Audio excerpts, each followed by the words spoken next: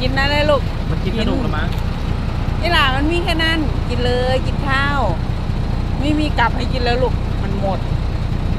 เนาะนั่นกินข้าวเร็วกินข้าวเร็วมันขอนี่ล่ะหิวบ่ลูกหิวบ่น่าสงสารแท้มาหาข้าวไปให้ลูกบ่ลูกอยู่ไหนลูกอยู่ไหนไหนลูกอยู่ไหนฮะนี่ล่ะเอาลูกไว้ใส่ลูกมันมาแอบกินเหรอวะ ลูกกินมันก็กินแล้ว อีนางกินแล้วบ่ลูกกินแล้วว่ามันก็รู้ว่าเฮาว่าน้ำมันนะลูกภาษาอยู่เด้นี่อีนางสิเอาข้าวไปให้ลูกกินเป็นบ่มีข้าวไหมไก่หมดแล้วน่าสงสารแท้น่าสงสารจังเลย